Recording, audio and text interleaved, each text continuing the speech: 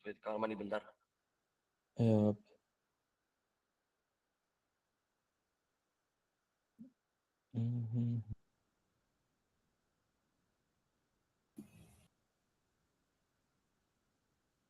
Halo Kak Apis, halo Ganes.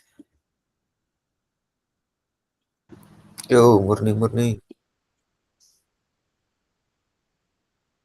Sarapan, Sep. Belum Mas, Aduh, udah 3 kali bolak-balik WC ini Mas. WC-nya didekatin. Ya kan di dalam kamar. Oh iya.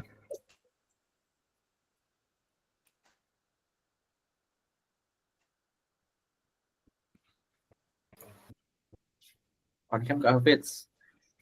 Morning, Za. Morning Kak Hafiz. Halo. On cam.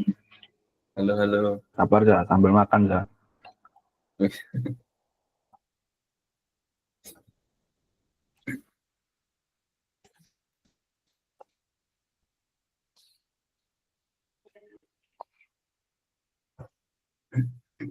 Halo Jason, halo Eka.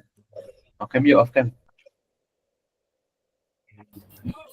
Halo Reza. Morning Jason. On cam yuk, on cam. Yosef sama Reza, ini ntar speakernya bakal aku accept di jam 9 pas gitu ya. Jadi kalian bisa basa-basi dulu sama guestnya gitu ya, sama speakernya tanya-tanya aja. Nanti bisa mulai sekitar 1 menit atau 2 menit aku accept ya. Oke.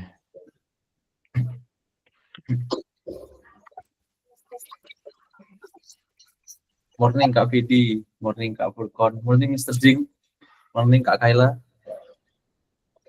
Morning Reza. Please on cam guys. Wait. Oke Eka. Thank you for clarifying. Guys, wait ya, speakernya udah join tapi keluar lagi. Bentar.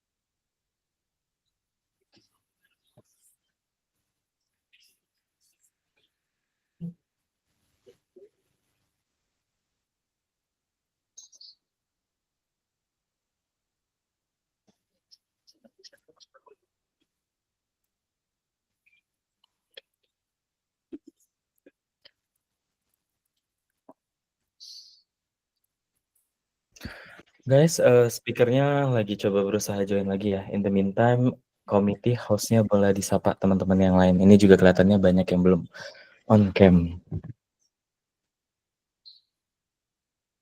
Untuk Jason, Ganes, on cam, ayo guys.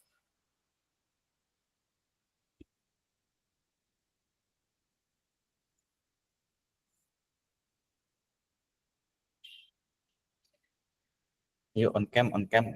Halo Kak Nadia. Yosef sama Reza, ini aku admit ya speakernya. Boleh dimulai. Oke. Halo Kak Agung.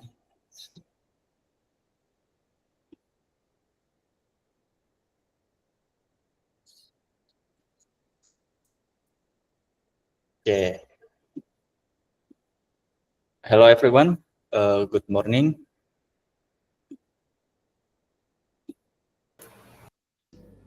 Morning. Halo, good morning. Okay. I will start this morning meeting ya. Before it, I will introduce myself. My name is Yosef, your host for today, and Reza as our moderator.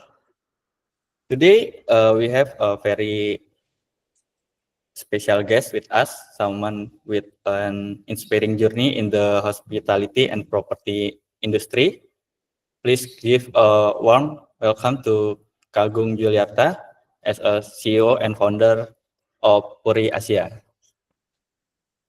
Good And morning. Good morning. Thank yeah, you. Thank you. and fun fact about Kak Agung was also one of the featured guest interview together with Mokwayana on Bali Business Review. Yeah, for those of you who like to watch it, you can check it out directly on YouTube ya. Okay.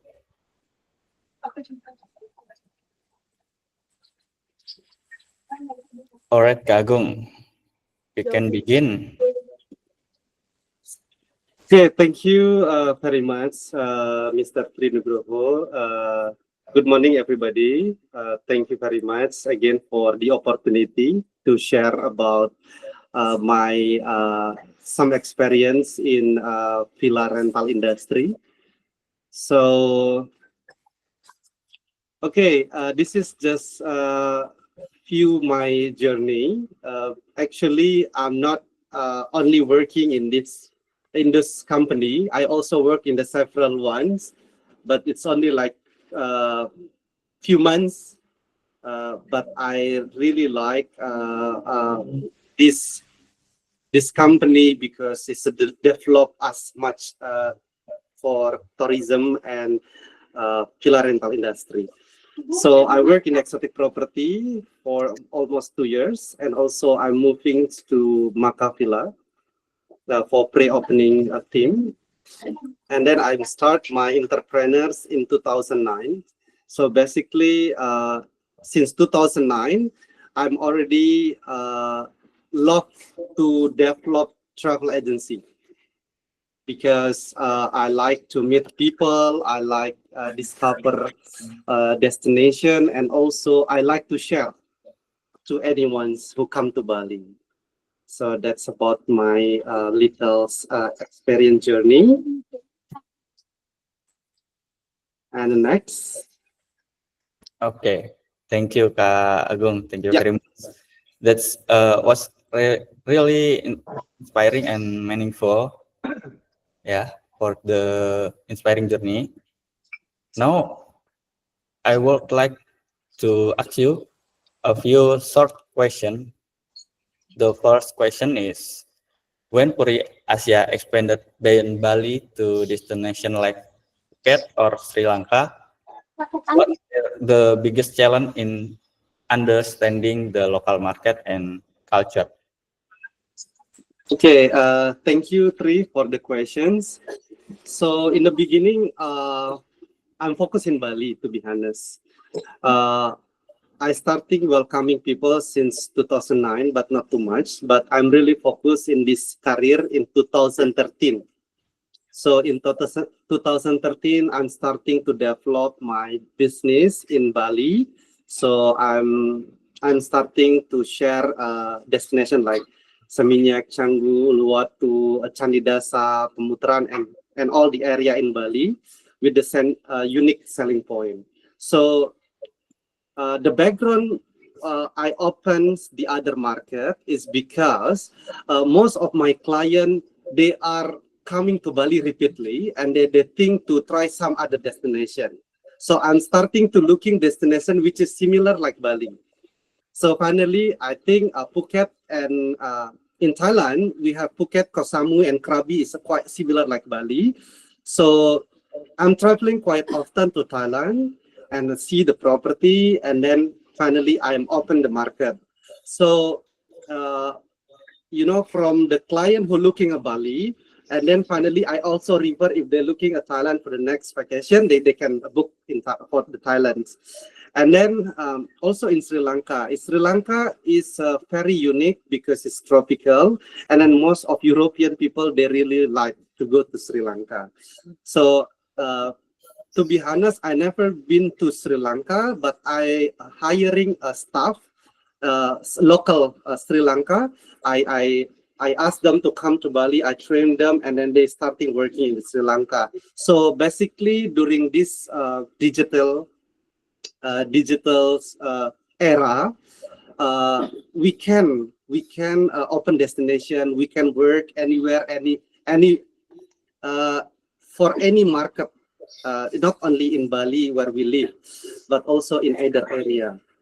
I also thinking to open Maldives and also Japan for vacation rentals. However, the selling unique from Puri Asia is not quite same like in that destination.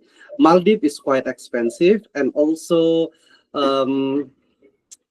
Japan is actually mostly for snow and ski resort, not really like our visions, which is we offering luxury, tropical, magical escape. We say it like that. We also open in Lombok actually.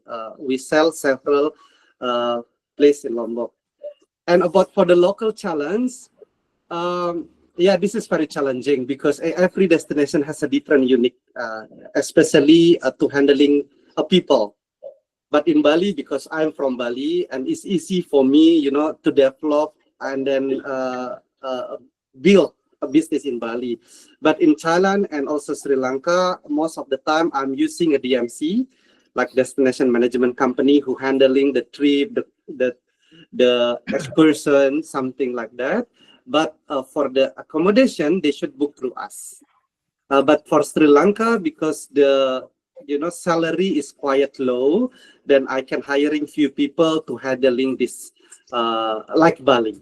But in Thailand, it's a very, very different because, to build a villa in Thailand, it's need to be like estate, It's not like in Bali where you can buy a small piece of land, and you can build a property. But in Thailand, what I know is you should buy in some estate, then you can rent, you can buy and rent.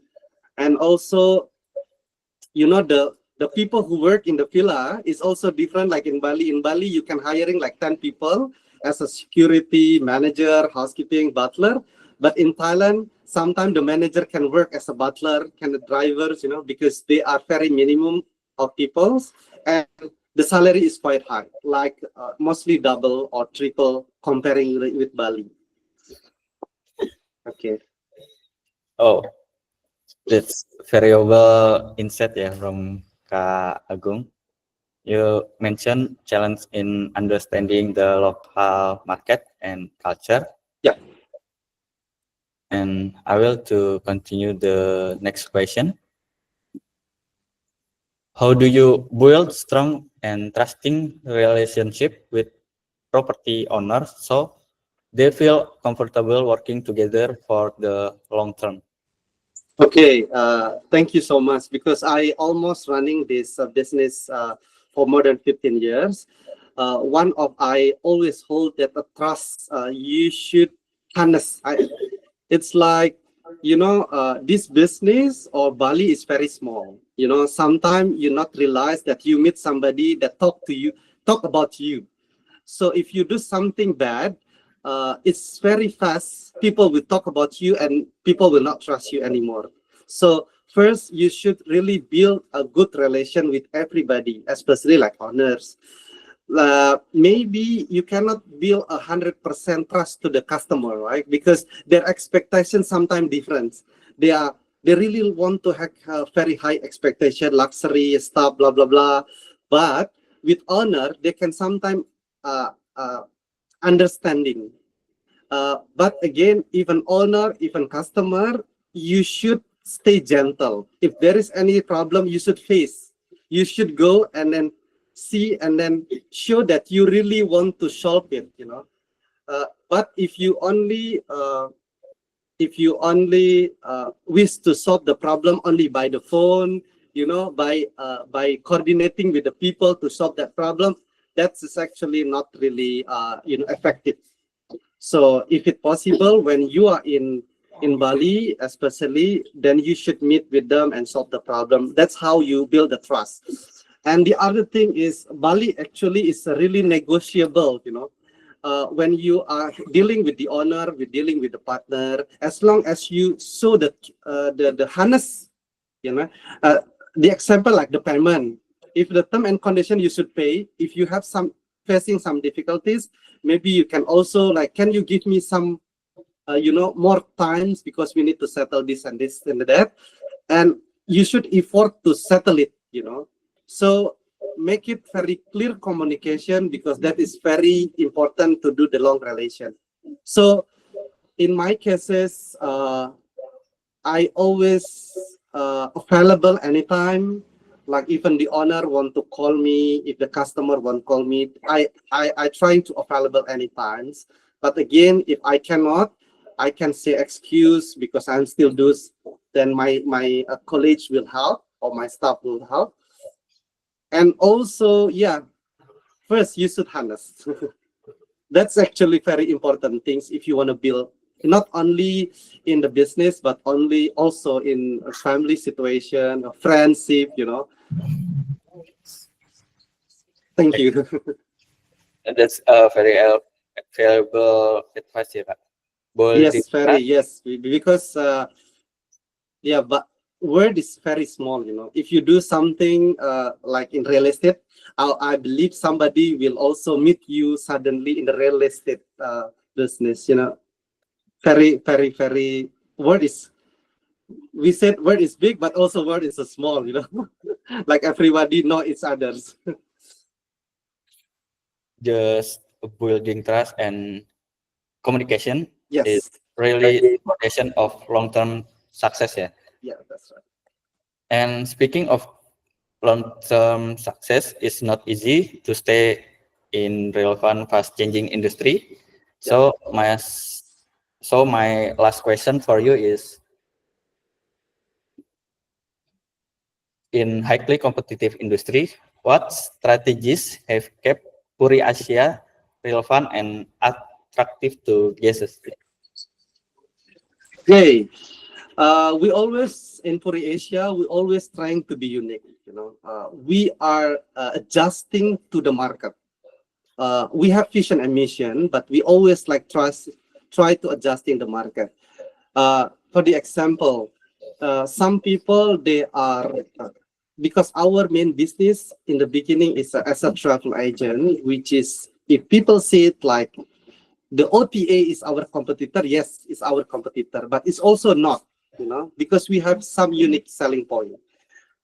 If they book through the OTA, they need time to search, they need to learn, they need to contact with the host, to the owner, to the host, yeah, especially. But in Puri Asia, you can contact us directly, And most of people also, they are getting lazy to search a kind of property. They are, when they are contact us, we're trying to give as much as possible the informations. So we always think about we are unique. What makes me unique? Our product. Our product is a bit different with the other products, and our service also different. People can copying our idea, but not 100%, because we have the standard and the uniqueness that always we're trying to develop. The other example is if people,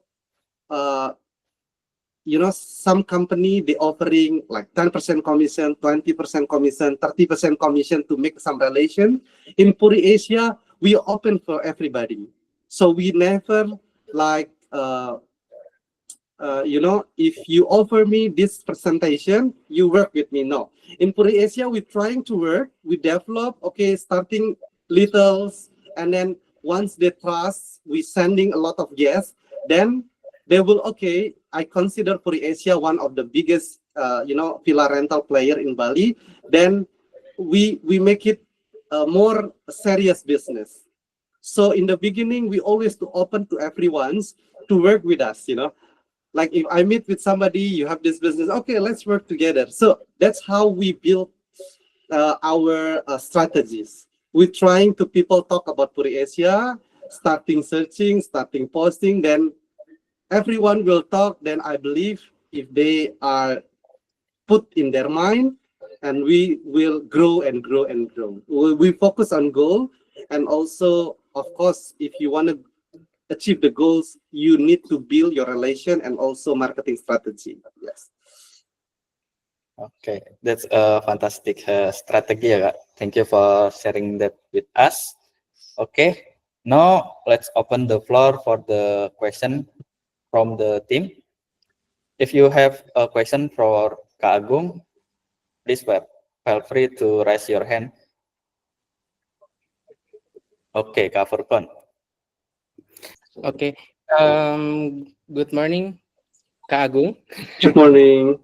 Yeah, my name is Furkon, and I would like to ask because previously you mentioned that one of the unique selling point from Puri Asia is regarding luxury and also tropical and also magical escape for the guests. So actually, I'm wondering if you could tell us or share with us what do you think is the trends for the luxury guests? What are their unique behaviors that you observe recently happening in those specific groups?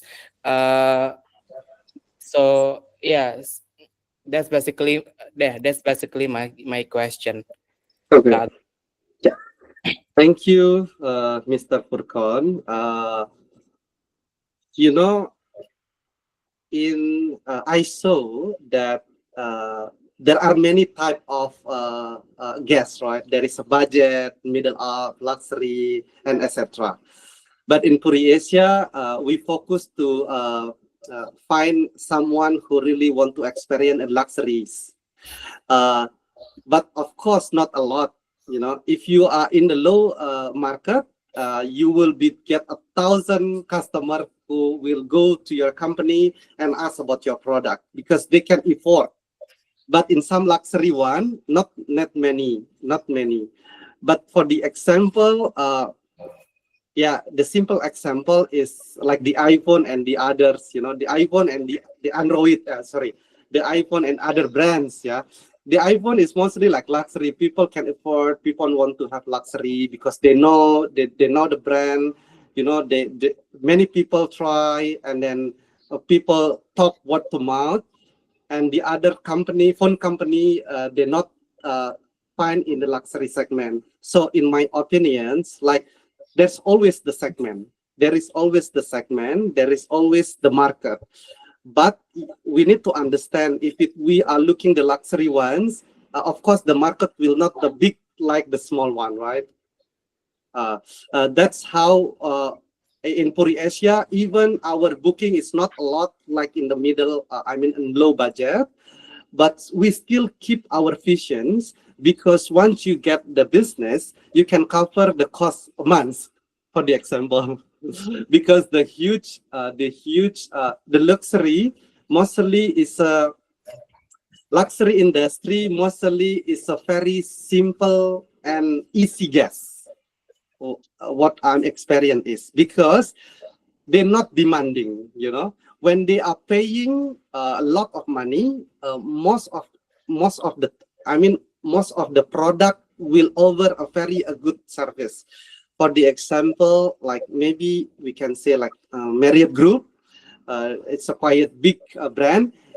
Even they not see the photo, they can understand that the product is a luxury and good, right? But in the other brands, even they put a very beautiful one. When you come to the property, it could be like not like what we expect. Same in like villa industry, especially in vacation rental. Most of people, they sometimes show is very beautiful, but in the fact, it's not beautiful like the photo. So in Puri Asia, we really concerned about our product. We inspect, and we also think that luxury industry is very less stress because in the low and budgeting customer, they are mostly like complaining a lot. I'm sorry to say. So that's how usually we're facing. We got a lot of inquiry for the low customer budgeting, but they are demanding like this. They sometimes, if you are not working in the technology to automatically like maybe reply by the AI, if it's a low budget, then you will need more people to handle that problems. But in the luxury industry, you know, sometimes we only need a few people, and then uh, and yeah, is very good, you know, if you already in that position. But again, you cannot find the luxury in the very fast way, you know. You need the time and to develop your brands. Hopefully get the answer. So it's basically the behavior. It was actually like quite a new thing for me, quite new learning for me that you mentioned the behavior of luxury guests is usually simple and easy, but because probably it's the service itself has been providing all of the things Yeah, they yeah, exactly. Yes, that's right. But again, to in luxury industry, we only need to develop our credibility, you know, is our company credibility. Show the very beautiful pictures, make that the review is real. Yeah, work with the media, go to some exposure. You know, that's something we need to do differently in the budget, because luxury sometimes we still working with the luxury magazine, because yeah, in business class they can read and then they see. But if it's in the low budget, you can also easily work with the, you know, Meta for Instagram ads. People can easy, but sometimes they cannot see your credibility of the company. Again, yeah, luxury is more about the credibility of the company. Okay, thank you, Kak Agung. Thank you. For the answer, go back to the host. Okay, thank you Kak Furkan for the question and Kak Agung for the answer. And we can move to the next question from Kak Lutfi. Good morning, Kak Agung. Thank you Yeah, for good the morning. opportunity. And I'd love to ask you a question, Kak. Yeah. How do you handpick villas to add to your property, to your portfolio? What are the things that you pay attention to when picking out villas to add to the portfolio? Okay, thank you. So, well, actually, Puri Asia has several brand, yeah, from the luxury until the budget one.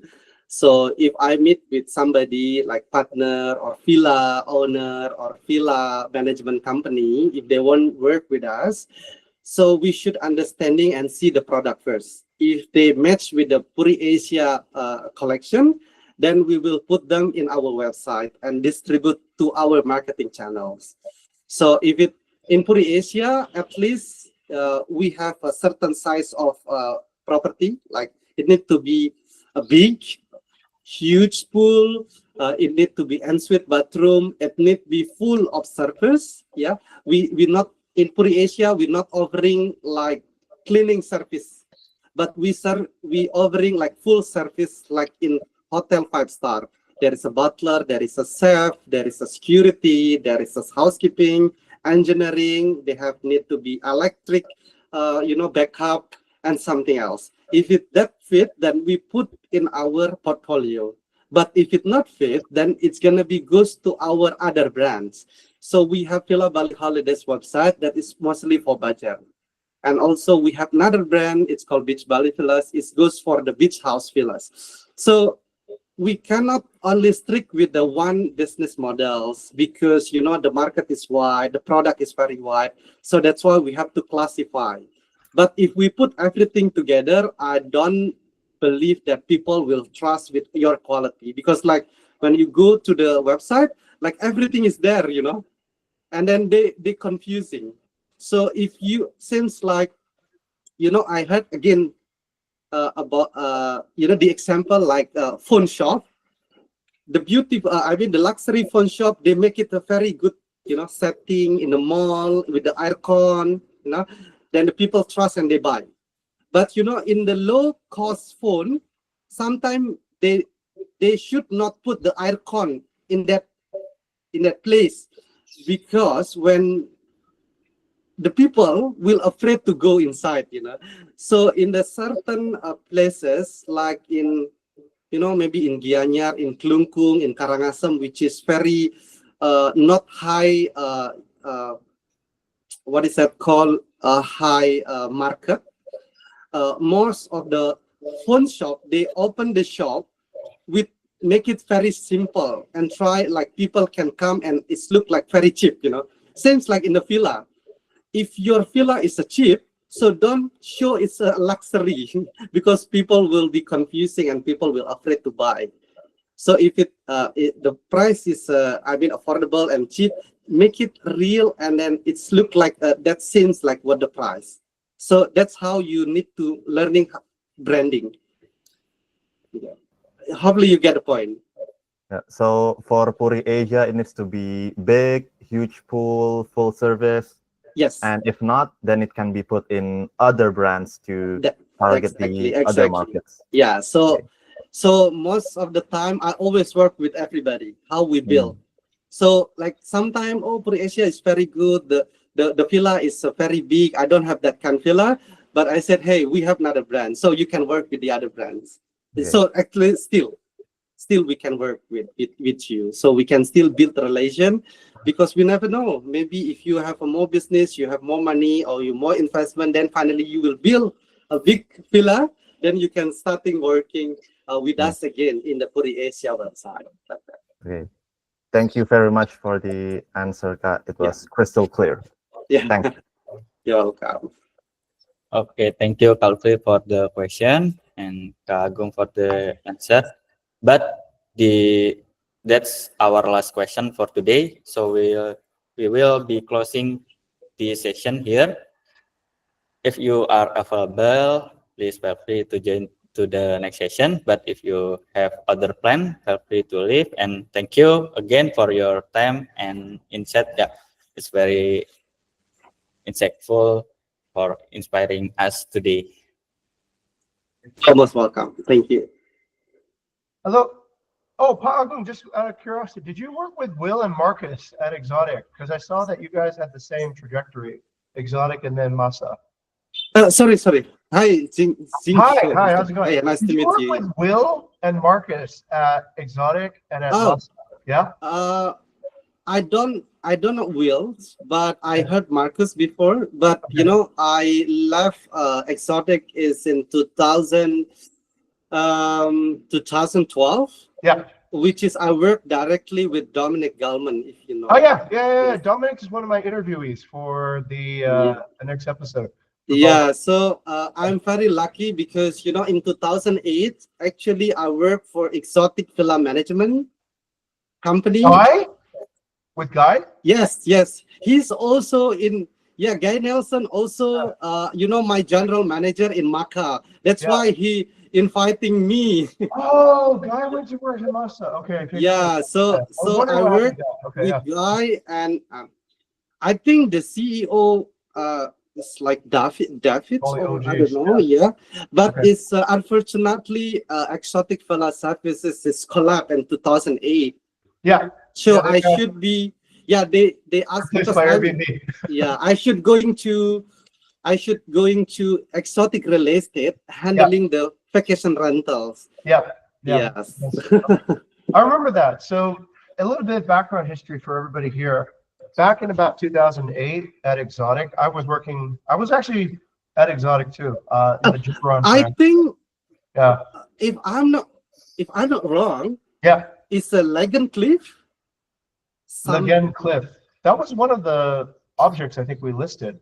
But no, I was working in the bypass office for Michael Martin on the Jimbaran. Yeah. Jimbaran. So yes. Near Tuban.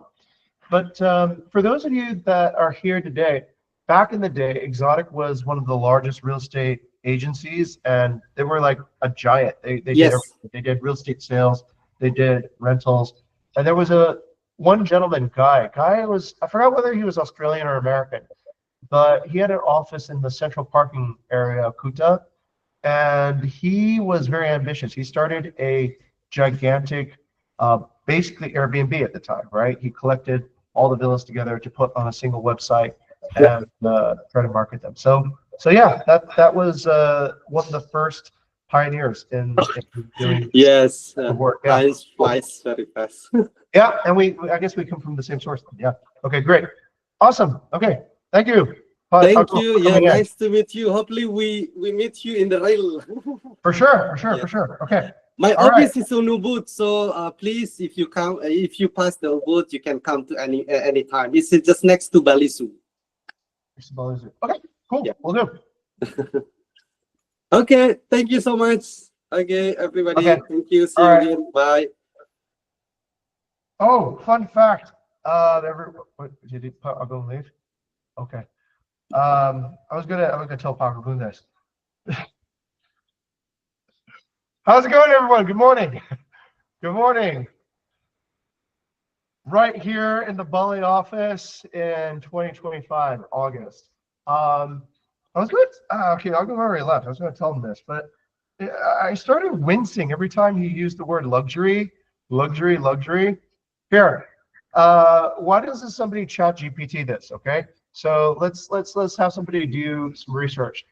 How many times does Apple use the word luxury in their copywriting material? Just chat GPT that and see how many times it shows up. Okay. All right. Well, some of you are working on that. Those of you who are not typing right now, count how many times does Louis Vuitton use the word luxury in their marketing material? Okay. And then keep on going. Okay. I used to work at Aman. And then you could ask, how many times does Aman Resorts use the word luxury in their marketing material? Okay. What do you guys see? What do you guys find? So in short, yeah, they almost never use luxury. Okay, Louis Vuitton, Hermes, all these brands, nothing in Apple, right? Okay.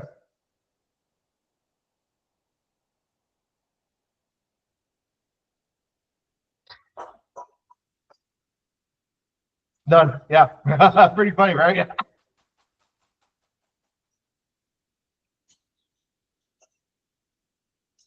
Okay, keep on going. How many times is luxury used in Tesla? All right, let's just use another brand that kind of has this luxury perception. Right? How many times did they use the word luxury in their copywriting material?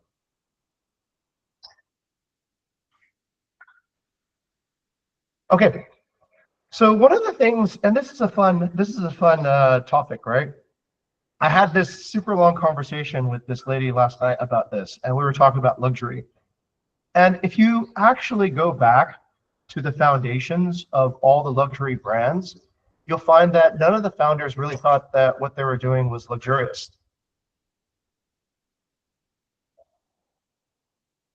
Louis Vuitton, if I'm not mistaken, invented suitcases.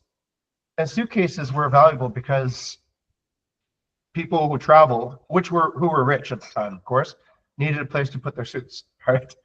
So that was their innovation, which then became kind of perceived as being very, very valuable, right? Does anybody want to open and screen share Aman Resorts? Here, let's give Kyla, we'll give you this opportunity, okay? Why don't you take the screen? Where's she? Where's Kyla? Oh, there she is. Okay. Kyla, you gotta turn on your camera, okay? Why don't you share on the screen Aman Resorts? Kyla's probably answering an inquiry or something. Let's go to Fasha. Fasha, over to you. Share the screen and show us Aman Resorts. Okay? Sorry, black. Okay. This is something I thought that was really interesting. So when you take a look at the Aman brand from outside, right? We'll take a look at some of the photos. Okay. Yeah, go ahead and open that up. Ah, they now say luxury. Change of ownership, change of perception. Okay. So I'll go ahead and accept all the cookies, all right? And Vimeo. Okay, let's go down, let's scroll down, let's scroll down, let's scroll down. Okay, there we go, all right? There are some pictures, there are some of their properties. Okay, keep on going, keep on going. Okay, so this example fails in a certain way because Aman has changed ownership, okay? But I actually studied the history of this brand, which I'm going to release in the new Bali Business Review. So if you don't know, watch the next episode. So the funny thing about Aman was when the founder of Aman, Adrian Zeka, first started the brand, he was kind of cheap. Yeah. So this is why Adrian was cheap, okay? At the time, the perception of what a hotel should be was imported, okay?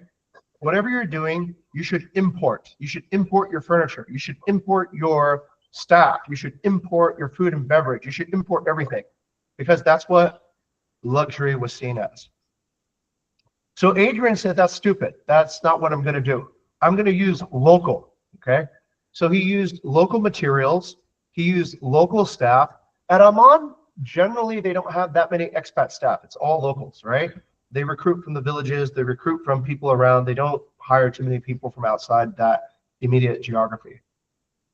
And they use local architects. They don't use like really name brand architects. They find somebody who is a young, hungry architect who wants to actually do something interesting.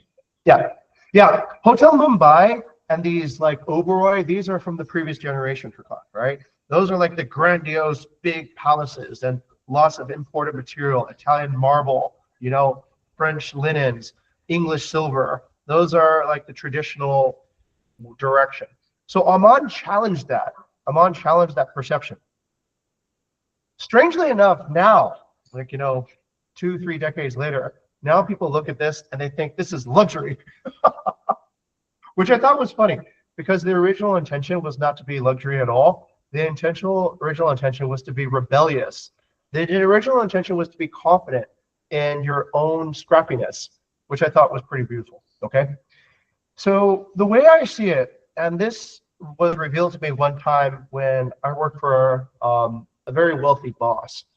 So my boss and I had a very close relationship. And as my wife would know, sometimes we would spend multiple nights staying over at his house. We would eat dinner together with his family. And so one time he did this, right? One time he said, Jing, I'm about to go on a business trip. Can you go to my closet and pick out a winter coat, right? And I go over to his closet and I look at his coat and it's like a super high-end fashion brand, right? I forgot what the brand was. It was like Hermes or whatever. And this guy I'd never seen as being luxurious because he was always just in a t-shirt and shorts. And I was like, Ron, I can't believe it. You have like a $5,000, you know, or $10,000 coat. That's super expensive. And he said the weirdest thing. He said, it's just a coat. So that's my point, right? That at that level, I don't think he really thought of it as luxury. I think he just thought of it as that's basically what a coat is, right? A quality coat is made from these materials. A quality coat has these kind of design. And for him, it was just a coat. It was not luxury. So the secret behind, I think, the word luxury is that luxury is the perception of the middle class towards the upper class, right? So it's the way that people in the middle or lower class see the lifestyle of people in upper classes. But for people in the upper class, they don't see it as, I think, luxury anymore. They just see this as this is their choice, right? This is their tradition. This is what they've always been doing. And yes, these things have been, over time, become more and more expensive. And they've been able to maintain these traditions because they've had the money to let's say, keep up with the evolution. But for most people who are truly inhabiting in luxury, they almost never use that word. Like I remember Apple, when Apple first started, they sold personal computers. Oh yeah, Apple first started selling personal computers, and those were super cheap compared to the mainframe and humongous computers that IBM and other companies were selling. So when people say Apple's luxury now, I kind of cringe. I go like, but Apple was never trying to be luxury, right? Apple was just trying to do something different. Okay, all right. Hopefully that's some inspiration too, right? So luxury is something I think that others call you, but if you're truly in the luxury category, you'll probably just think, that's just my coat. That's a regular coat. That's just the way we do things. Okay, all right, let's continue. Hopefully that's inspirational for everybody because I think it's an interesting perspective. Okay, all right. To the next speaker, please. Okay, thank you, Mr. Jing, for sharing the uh, for sharing the insight. So I think we will move into the next session. Can you share screen, Yusuf? Okay, thank you. So the next session will be hospitality and revenue target, and will be delivered by Kak Hafiz. Time is yours, Kak. Okay, thank you. So, good morning, guys. So, this is the White Hill Villa 3, yeah, that just on board last week. And this property already get the 5-star reviews, and we hope we get a good performance for this property. Okay, next. So this is the semester 7 target. For the revenue target is 4.2 million USD, and hospitality target is 85%. 5-star rating, brand target or partner stability is 255,000 USD. Next. Yes, next. So this is the current progress for this semester. For the accuracy, we got a stagnant progress compared to last week.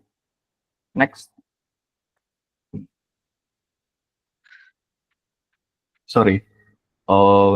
This is the check-in. Check-in got a decrease by 0.2%.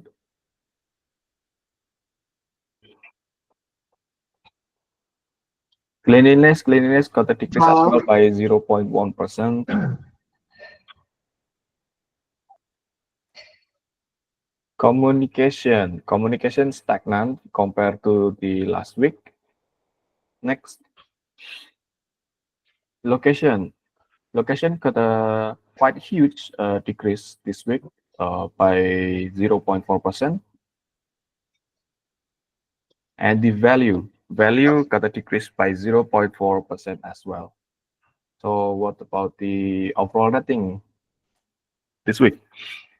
So this week, we lacking 1.2% to achieve the 85% 5-star rating, and this is decreased compared to the last week. So let's go to the next slide. So during last week, we got several non-5-star review that quite bad, that coming from Pondok Dahayu, Armadillo Guest House, Green Ambungan Kutuh. Next.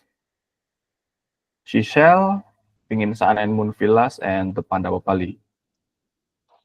And next. And for the recap, you can check on the deck and read it after the all hands meeting. I will pass to Furkon for the next speaker. Okay, thank you very much, Mas Hafiz. And good morning, everyone. I will be continuing to report the partner stability target achievement and also the revenue target achievement. Coming first from this one, so there is no update from the previous report. However, I would like to inform you that there has been a contract termination for our partners, Bu Kiki, the owner of Villa Benaya and also Pondok Lofty. It was not counted as churn because we take decisive action to terminate them. However, just an update that the contract value accumulation for both properties equal to 30,000 over 30,000 USD. Yeah. And if you would like to check more the details, you can hop over into the partner churn Coda link to the document and see more details on that. And the reason for the termination was because the non-compliance from partner side that has been agreed to give us three properties, but they reluctant to give the last one, which is Villa Ganesha, that should be onboarded pretty soon this month. But of course got rejected because they are reluctant, and then we terminate the partnership with them. Okay, so that's the information for this one. And next into the revenue target achievement. Into the next slide, please. Okay, so for the revenue target achievements, I just would like to give a heads up earlier that there is, based on the MSM discussion just happening this morning, it is decided that the revenue target has been adjusted and also updated. Previously, we set the revenue target at 4.2 million USD. Now, our revenue target is adjusted into 3.6 million USD. However, with this adjustment comes with also our bonus adjustment as well. Previously 6x, and now the bonus, if we hit this 3.6 million USD, be adjusted to only 2x. So I would like to give the floor to Mr. Jing if you have any additional things to say about this. Yes, Yes, ma'am. and this is the part where I think we should speak slower to Con, because this is important for everyone to understand. So when we set a bonus target, I want you guys to, everybody here, I want everybody to understand a simple thing, okay? So we reach targets because of hustle, because of drive, because of willingness to make what is temporarily uncomfortable to achieve long-term gain, okay? Now, back in the day, we had certain employees here who could drive hustle, but the rewards remain for everyone here. And so what we should expect is that the culture will allow for somebody to rise up and drive and gain this hustle. For a very long time, we were able to hit our revenue targets, and that's good. And that's why the multiples of revenue targets kept on growing. But at this point, it's not really going quite the way it should, right? So what is our current status right now for current revenue achievement? Where are we at? Okay, so for that, we can skip over into the next slide, please, the host. Okay, thank you. Okay, So this is 2.8. Okay, so 2.8 is still quite a bit far away from 4.2. Okay, so anybody who could do the math will tell you that there's almost $1 million left there. Okay, so when we see that there's no real inherent motivation to think strategically, there's no really motivation to think about how to gain long-term targets, that there's too much discussion and back and forth about short-term goals, about not big things, then I guess we need to lower expectations for what the reward should be. Okay, now that being said, there's, once again, I'll stay consistent with what I've always said. Okay, if you have anything to add that you think could be strategic, now's a good time to do so. Because I'll tell you this, that I work pretty hard every day to try to get the strategy correct. But I can't do it alone, like I said before. I really can't. I can't just be the only person pulling. I can't be the only person going out and hustling and making BBR videos and telling the world why we're awesome, right? This energy, this belief needs to come from everybody too. And when our cultural leaders have asked people for input, and yet there's so little input, then what we see is that people probably just don't care, okay? And if we don't really care as an organization to really aim for our goals, then the reward has to go down. Now, the 6x will still apply if we can reach the goal. It's not likely, but let's say if we do find the energy and find the belief in yourself to want to reach the goal, we will still pay. But for right now, this is what it looks like, okay? So if you don't want to waste the semester, if you think that there's good ideas, if there's a signal that's not reaching the strategic objective, if there's anything that you can do, okay, please communicate. Please let your supervisors know. Please, when I go to strategic meetings in the morning, I should be listening to all kinds of great ideas that all of you have brought up, right? And your supervisors will say, well, this person has brought me this great idea, and this person has brought me this great idea. These are all great ideas, okay? But usually what I listen to is, I listen to my self-talk. I listen to my own ideas, okay? So I need to start hearing good ideas from whomever has any good ideas. And that's what hustle is. It doesn't need to be right, okay? We're changing behavior here. We're trying to ask everybody to start taking some accountability, to start taking some vision, because we want to have a visionary company. We don't want you to just come here and do execution every day, because let's face it, if you just do that every day, eventually there will be a machine that can do that far better than any of us can. But machines and AIs cannot do visionary work. Somebody needs to have ideas, all right? So please have ideas, all right? That's what we're paying people to have. Once we have good ideas, we can delegate the rest of the work to automation and to systems that can do it. But if there's no ideas being generated and we're all just like, okay, I'll just follow, then I guess we shouldn't incentivize that, all right?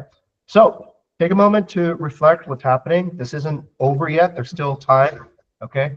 But we do need everyone to think about what they want to personally do for our company all together in the next 50 days, all right? Okay, let this be a wake-up call. There needs to be a wake-up call.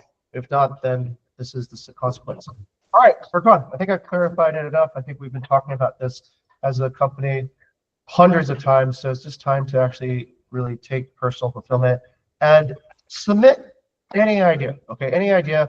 I just need to see the behavior change, all right? That's all we're looking for. We just need to see the behavior go from one of, I don't believe, I'm not going to give any ideas, to one where I do believe, and I want to show everybody that I have a good idea.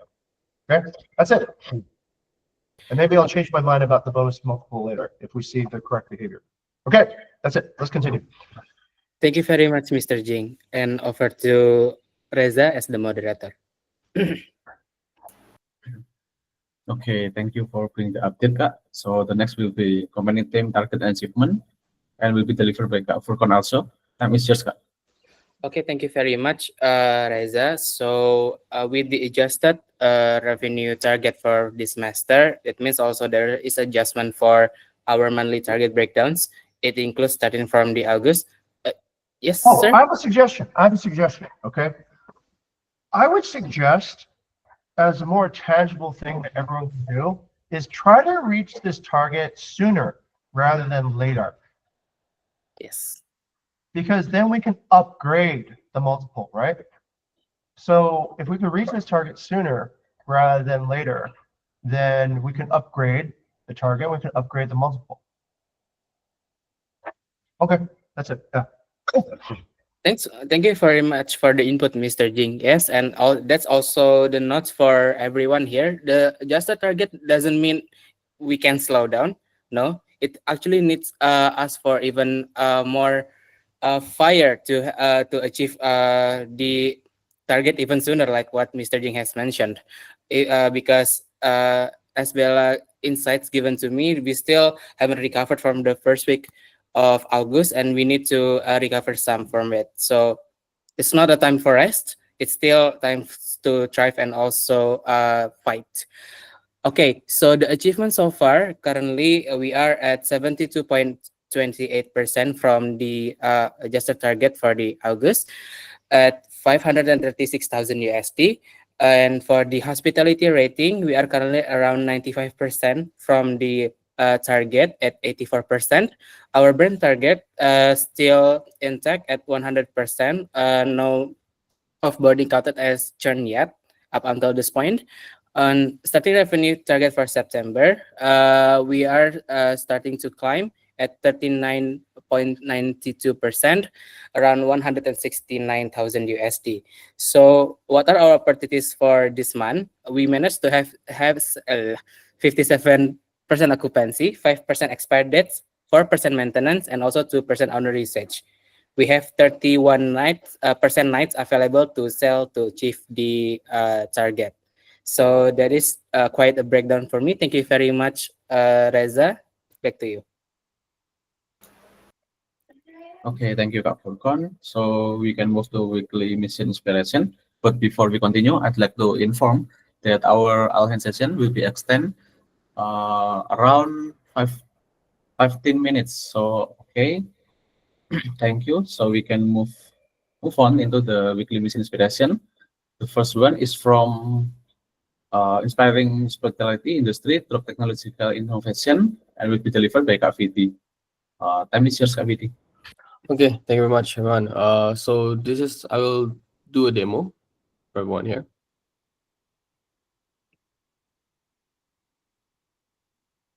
Okay, it's visible, yeah?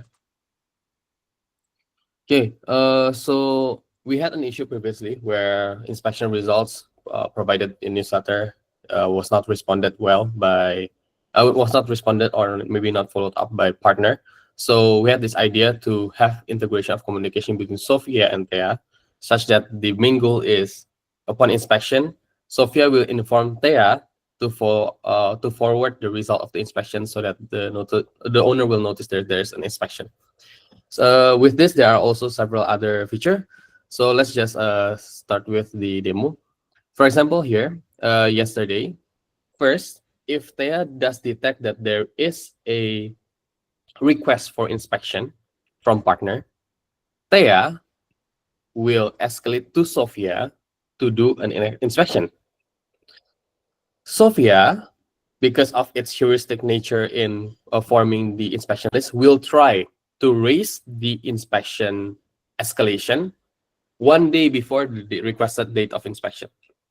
So what it does is, when there is an inspection escalation on the future dates more than tomorrow, Sophia will create a HubSpot notes assigning itself, reminding itself to increase escalation of inspection, for example, like this. So it will try to please escalate inspection for actual hostel test purpose tomorrow. So if we want the inspection to be on the 24th, it will create a task on the 23rd so that it will increase inspection escalation 1 day before. So that's an example of how Thea escalate to Sophia. Now, after the inspection has been done, let's say here we can run the inspection sample. I will use Achala Hostel for example. Okay, what happens if after it runs, okay, it will do a little bit of processing. And what we can see here in Sophia channel is the usual inspection report, right? Is the usual inspection report. But in Thea channel, supposedly we will see Sophia communicating with Thea, telling Thea to send a message to the owner. In this case, it is connected to RD for Achala Hostel. Wow. Will be sent to RD. Let's see. That's cool. Let's refresh the samples.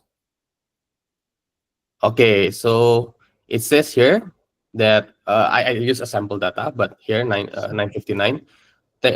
Sophia will Thea will relay the message from Sophia to tell RD about the inspection result, but then keep an eye on the detailed information in newsletter. Why it's we should tell them to observe the newsletter still.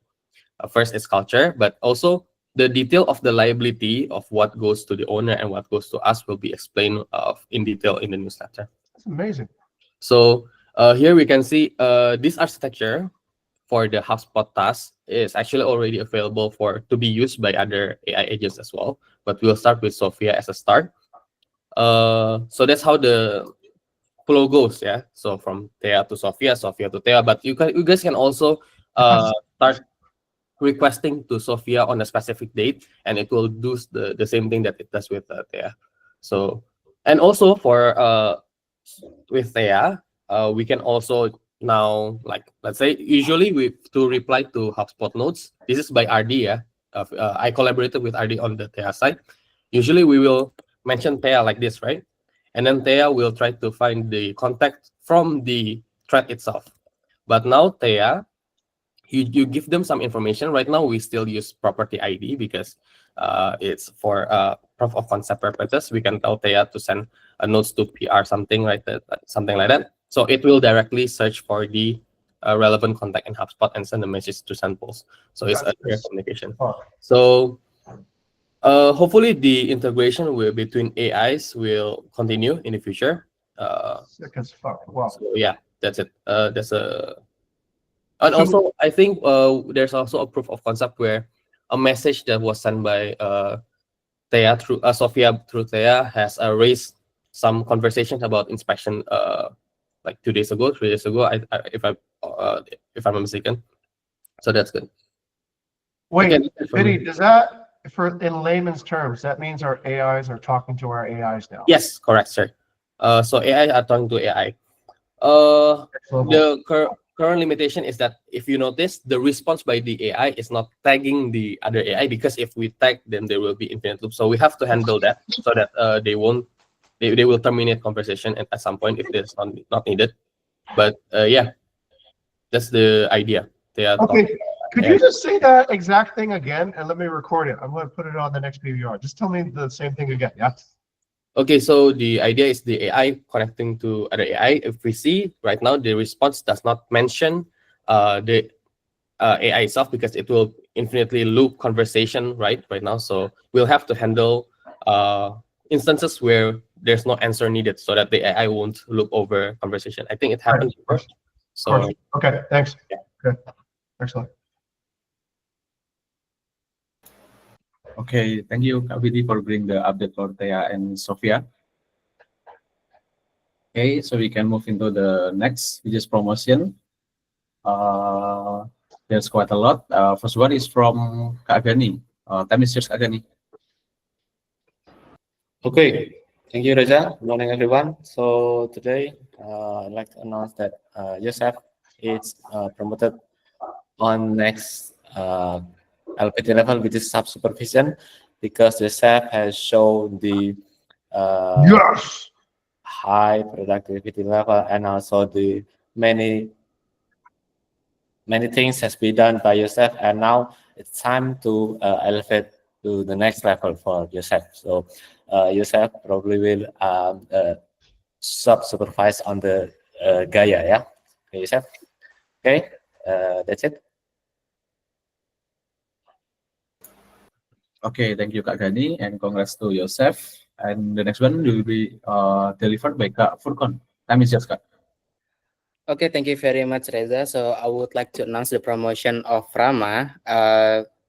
Same role, but different LPT expectation to knowledge management. One of the core things I see in Rama is a very detailed, also consistent documentation, analysis, attributes that I see in him. Every experiments that we did were very neatly documented, and I think it's a very good attribute for knowledge management. He also has been very consistent in delivering his work, be it into the personal updates, all hands organizing, inspecting each of your journals. So it's time for Rama to fly higher to knowledge management, to even get more interesting and also challenging initiatives related to our employee experience and also culture. So thank you, Rama. Kudos to you, and let's see and also moving forward. Thank you. Back to you, Reza. Okay, thank you, Kak Furkon, and congrats to Rama. And the next one will be from Kak Hafiz. Time is yours, Kak Hafiz. Okay, thank you. So this is the announcement for the Kanes. So Kanes is promoted to the next LPT stage, which is knowledge management. His new title is the property onboarding assistant. So Kanes will be having more responsibility to help the onboarding process to make it stay in the release train and make the property is ready for the onboarding. Basically helping Mas Dandi to make it the property ready. Thank you. Okay, thank you from Kak Hafiz. And the last one will be delivered by Kak Bella. Time is yours, Kak Bella. Okay, thank you, Reza. Welcome back, Azel, for Welcome back. you, full-timer right now. So this is Azal. He's previously working as intern. He create the initial project with Ether before Reza continue. So waiting more visualizations that engage Azel for animations. Thank you. Okay, thank you, Kak Bella, and congrats to all of our friends, and welcome to Azel from joining to our team. And we will have been more motivated to keep achievement from great result, yeah. Okay, so the next session will be core value recognition. Okay, from the first one is from Kak Furkon. Time is yours, Kak. Okay, I have 3 recognitions actually. The first one is to Gray. I would like to thank Gray for rising to the challenge, as she is thinking into more O1 also upper management attributes to the operations team, thinking how to evaluate her team's fairly and also correct based on our company guidelines. So thank you very much, Kak Gray, for rising to the challenge. And the second one, I have the recognition to Ega as well for rising to the challenge. So back in last week, I believe there is an issue regarding Bu Ilu Sukaningsih, the owner of Villa Utasari Bivigo. After deep inspection from EGA, it is found out that the issue was just the Bivigo account was inactive. And however, what I would like to recognize is that we initially would like to have a meeting with Bu Ilu to solve this issue, and EGA is willing to step in to actually meet with partners. So that courage that I would like to recognize from EGA. So thank you very much, EGA, for rising to the challenge. It is not limiting the boundaries that soon you will be meeting with our partners as well. So this is a nice step preparation. And next one, I would like to also recognize Rama for this week's question of the week, because it just feels different and feel more alive. And being, if you do not know what I meant, feel the personal updates first, and you will see what I meant. Thank you very much, Reza. Back to you. Okay, thank you, Kak Furqan. And we move to the next one from Kak Gray. Time is yours, Kak. Yes, thank you, Reza. So I would like to recognize Mas Hafiz. I want to applaud Mas Hafiz for rising to the challenge and calling partner to gain their enforcement as part of the new spin down property enforcement level. Despite whatever the outcome is, whether they pick up or not, I applaud your courage on stepping out from your comfort zone. So keep it up. Thank you. Back to Reza. Okay, thank you, Kak Gray. So the next one is from Wayana. Time is yours.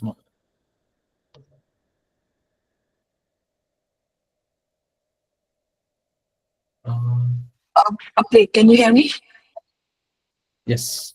From Yes, my ma'am. side is I would like to recognize actually Purkan, David and Pasha, because they are like dedicated the time to inspire the team, like deliver the salary timely and of course accurately. Yeah.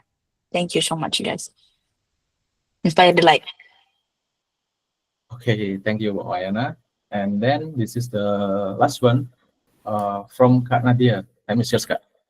Okay, thank you. Good morning, everyone. So this actually to Jason for Inspire Delight and also Never Settle, because Jason has been actively going around the field creating contents, and now he's even capable of using the drone for aerial tours, construction updates and such. He even conducts some candid interviews with people on the streets, doing GS videos. So great work, Jason. Keep it up, and I'm looking forward to seeing more exciting content. So if you want to see more cool contents from Jason, there's a link there. Thank you. Okay, thank you, Kak Nadia. And then we move into the announcement, because I believe there is announcement for this week. Okay, there's one announcement that will be delivered by Kak Rama. Time is yours, Kak Rama. Okay, thank you, Reza. So just to be quick, I would like to be notifying everyone that since our government has officially added Cuti Bersama for Independence Day, thus referring to our old cases such as Eid Fitri, we have another additional day off this month. So previously only 6, now 7. And for everyone, make sure to make the best use of this opportunity and always make sure to delegate a clear handover during your day off to avoid anything unwanted. And you could also cross-checking this on Slack, ask anything by tagging the Gaya, because we have embedded the knowledge. So back at you, Reza. Okay, thank you, Kak Rama, for bringing the announcement. And now, because the time is already past 10, and we don't have time enough to do personal updates, so we will do it asynchronously. And yeah, okay, that's I think that's all for this all-hand session. And I will hand it back to our host, Joseph. Thank you, everyone. Okay. Mr. Jing? Yes, Joseph, could we do this? Could we scroll back to the promotions, please? Yeah, so whoever has control of the screen, I want to clarify something. Maybe this is something approaching a vision, okay? So if you can scroll back to the promotion, and just keep in mind also the holiday too as well. This is kind of important. All right. All right. So listen up, everybody. This is important. So there's a few things I want to say. Number one, there's this ongoing myth, okay? And I've thought about it very deeply. It's all over the news, it's all over the place. And I think it's a myth because it doesn't address the heart of the problem. The myth is AI will replace my job, okay? AI will, whatever. But clearly, why do we promote people if that's the case? Okay? Doesn't make any sense. Why are we promoting people if AI is replacing somebody's job? Do you guys know what the actual truth is? Does anyone want to know what the actual truth is? The actual truth is AI doesn't do shit, right? AI listens to what people wants it to do. The real thing that replaces your job is capitalism replaces your job. I hope you guys understand that, okay? Capitalism replaces your job because capitalism will find a way of getting the job done through the most efficient, productive means possible, okay? And whether or not that's using AI or using a policy or using a delegate that can do the job for less, that's capitalism. That's not AI, all right? So for all the people in here who are like thinking AI is going to replace my job, I want to give you hope, okay? The hope is this. It doesn't matter, right? What really matters is, can you add value? Can you add value? As long as you can add value, then you'll always have a job. You'll always have something to do, okay? But if your value is diminishing because what you're doing is expensive, relatively speaking, in the entire industry, okay? Then whether it happens at Phuket Vista, or it happens in your next job, or it happens in another country that you immigrate to, it's always going to happen, right? Because you don't understand that this is capitalism, and capitalism is inescapable in its way to find a way to achieve better productivity for fewer costs, okay? So don't think it's AI, don't think it's personal. It's just, this is just the system we have. This is the system that everyone has more or less chosen. Now, so I've come to appreciate or believe that Phuket Vista is capitalistic, right? Well, that's why we have revenue goals. That's why we want to grow. We are essentially, we believe in capitalism. But it doesn't mean that I think we should only believe in capitalism, because that is like only believing in eating nasi and not nasi campur, right? You do need to have other ingredients on top of your nasi campur, okay? So I think we can do capitalism well. I think we can do capitalism by elevating the guest experience, elevating the partner experience, elevating our own experiences, okay? And if you can provide value in any of those missions, you will always be able to work here. And I got another one for you. You'll always be able to work anywhere you want if you can provide value, all right? So these promotions that you see today are, I think, evidence that AI doesn't replace jobs. AI can help you get promoted faster by doing the job that you deserve to do in the future, not the job that you did in the past. And in capitalism, believe it or not, there's thousands of levels of people even above me, okay? So you can imagine there's quite a long career path ahead of you if you will choose to use AI to elevate your career and your position, okay? So think about it through that way, all right? Use AI to elevate your ability to be promoted faster and faster up and provide value where there was no value before. Or do whatever you did yesterday, whatever you did last year, and eventually it will knock on your door and it will ask you, well, this task can be automated, okay? And once again, you won't escape it by leaving this company. You won't escape it by leaving this country. The only way you can escape it is if you just leave capitalism and become a monk, okay? And say, I turn my back on the real world and I will just become a spiritual being, all right? As long as you're in a world where there's capitalism, that's what is happening. I hope this will help everybody better understand what's going to happen in the next 10 years, all right? Because it's not going to get any easier. It's only going to get faster. I myself feel that I'm getting left behind and behind faster and faster. So I feel like I need to learn faster and faster, okay? And that's why I really enjoy having so many young people here at this company, because I'm learning from you. I'm learning from all the young people how to do short videos. I didn't do that before. Now I'm doing that. I'm learning from you about how to communicate in Gen Z talk, because I think that people who don't learn from where new culture is emerging are going to get left behind faster and faster and faster. Okay? So take inspiration, but also take caution. That's it. Okay, thank you, Mr. Jing, for the explanation. And yeah, that's all for today, all hands. Thank you, everyone. And don't forget to fill in your personal update by the end of today. And have a great day. Thank you, everyone. Okay. See you guys. Thank you, guys. Thank you, everyone.